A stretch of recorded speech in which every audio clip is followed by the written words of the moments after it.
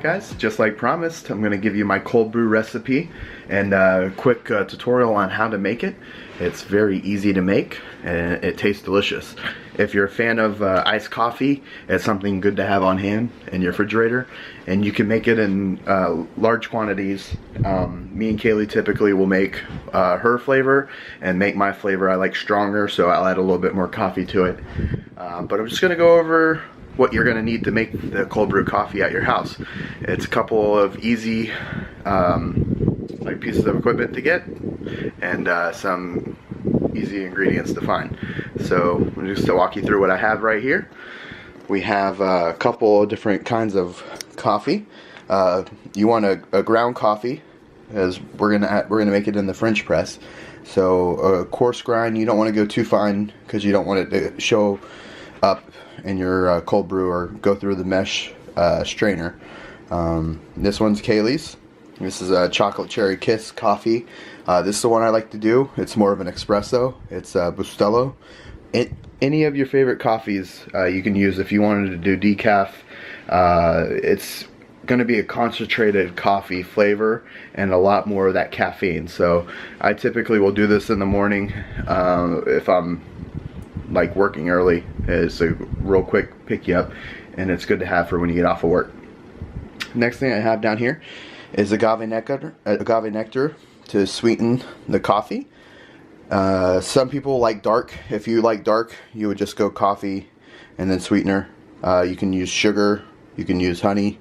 I like the agave. It dissolves a little bit easier in the colder liquids. If you like creamer, you can add milk. If you wanted to do a sweetener, like a sweetened creamer, you could skip this and just go with the sweetened creamer. The next thing I have over here is the equipment we're going to need.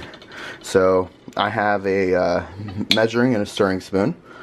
I have a French press right here. This is a 6 cup, I believe. We picked this up, I think it was $15. It's one of the best investments I made for making cold brew coffee. It's very easy to use and top to it. And then your bottles. This is just a empty soda bottle. I also have like a glass container that I use for water. It's a reusable water bottle. I use that to put the cold brew in too. That way we can keep 2 different ones in the refrigerator at all times. So after you make your cold brew, you want to keep it refrigerated. It's easy because you're adding creamer and stuff like that to it. It also makes it taste better that way too. So I'm going to show you the steps that we go through to make the cold brew coffee. I hope you'll try it. It's really good. We're going to go through all the steps that we need to do to make some delicious cold brew coffee. There are different ways to make this stronger, weaker, for people that like more of an espresso flavor, or if you're looking for a really good like caffeine buzz. The more coffee you use in the cold brew process, the stronger it will be. Also, the longer you let it brew, the stronger tasting it usually is too. Now, I've done several different variations of it. I've made extremely strong cold brew that I brewed for 24 hours, and it's like a coffee concentrate. You have to definitely add like water or milk to it to sort of mellow it out, because it is strong and it will wake the dead. The way I do it now is I pretty much do it the same recipe that you would make a whole press of like hot coffee, but I just let it steep for 12 hours. So usually like overnight, and then I'll go when the 12 hours is up and I'll strain it and I'll mix it up and put it in the refrigerator. So today we will be making a batch for Kaile. She's over there editing some videos. Enjoying the new computer. I'm editing pictures, actually. Oh, editing pictures. So she might need some of this coffee if she's got any more of this to do tomorrow. So we're gonna make one of her batches.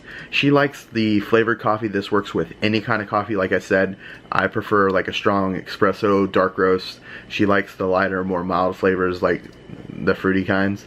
So we are making a chocolate cherry kiss cold brew. So let me show you how this is done. We're gonna come over here to our coffee press. Now, the way I typically do it is I will actually put a little bit of water in the press. This way, when you go to add the coffee, it doesn't like stick to the bottom of the coffee press. The first couple times I made it, I didn't do this step, and trying to stir the coffee with it stuck to the sides and then the bottom and it's not wet, it's like dry. It makes it really hard to clean at the end of the day. So I just added a little bit of the water into the coffee press. And now we're gonna add the coffee. Water, I typically just use like the purified water. You can use spring water if you want. You just want to make sure that it's room temperature or cooler. You don't want to use hot water. One of the great benefits of doing cold brew coffee is it's not as bitter and it's not as acidic as if you were to hot brew coffee. And you definitely get more of the caffeine out of it this way. And the flavor, I think, too. So I'm going to take the chocolate cherry kiss coffee. I'm going to add it to our water. The measurements for this size press, this is a 6-cup press. So we're going to use our coffee scoop that came with the coffee. And the scoops, I'd say maybe about a tablespoon and a half as far as size goes. And it says that 1 scoop equals 2 cups of coffee. So we're going to do 3 scoops for the press of cold brew coffee. So I got my coffee. I'm going to get my 3 scoops out and add it to the press. There's 1.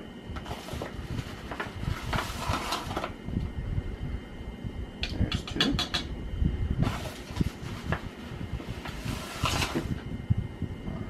Here's 3. Now this is like I said, this is a mild coffee, so we're gonna do the 3 scoops because I sort of like darker roast coffee. I might even add an extra scoop of this just to get a little bit more oomph from the cold brew.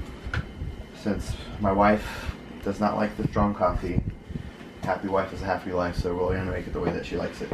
So now that I got the coffee in the press, I'm gonna go ahead and stir it with that little bit of water. Make sure I saturate all the coffee grounds. You don't need to really beat it up, but you do want to make sure that it sort of gets incorporated into the water. And then we're just going to top the coffee press off with some more of the purified water. And I typically like to stir as I go. It keeps the coffees from bunching up on the glass and also gives you an opportunity to clean your stirring spoon. Bring it up to the top to where I put the lid on. A little bit more.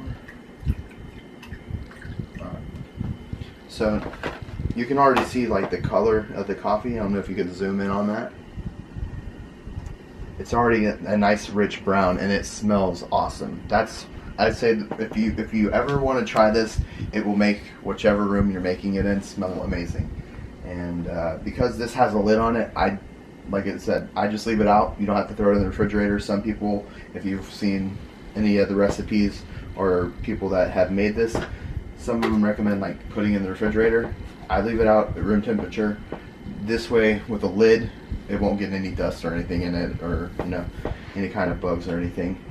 Now I'm just going to take the lid and I'm going to place it on our coffee press. And we're going to leave this for 12 hours, just like it is now. So when you check back, we're going to come back in 12 hours and we'll go ahead and pour it into our glass container and add our sweetener. I think because this thing is full, it will probably fill up the bottle without adding the creamer, and we can add the creamer as we go. But I will definitely sweeten it prior to.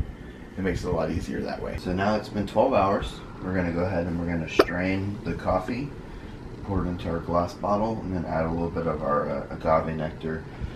If you're going to add like a sweetened creamer to it, you don't need to add as much agave.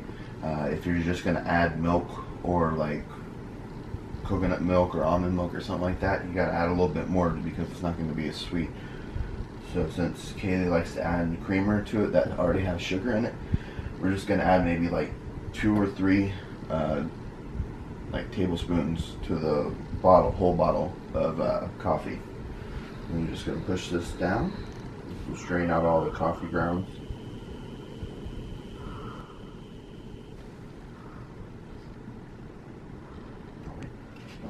And that's 12 hours. If you were to leave it in there longer, it'd be darker and definitely more of an intense coffee flavor.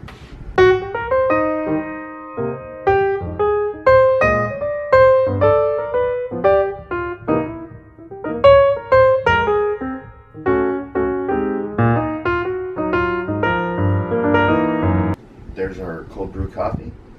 I'm going to add some of the agave nectar to it.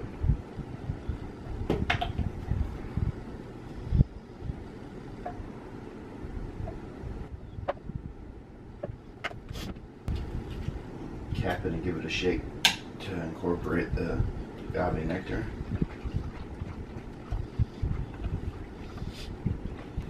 And that's why I like agave nectar more than like the granulated sugar or the honey, is it's gonna dissolve quicker and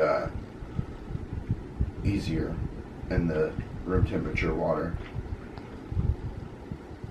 And there we go. There's our bottle of cold brew coffee. And now all Kaile has to do is add a little bit of creamer to it and a little bit of ice. And that's how easy it is to make it. So please try out this recipe. If you have any variations on it, let me know what you think your variation would be. Like I said, any kind of coffee beans would work for this, and any amount of time you can do over 12 hours definitely will intensify things. But I hope you try this, and we thank you from Pear Foodies, Kaile and myself. And thumbs up, and if you have not already yet, subscribe to this channel, and maybe our other channel, to keep up with our updates and our videos. And I just thank you for tuning in.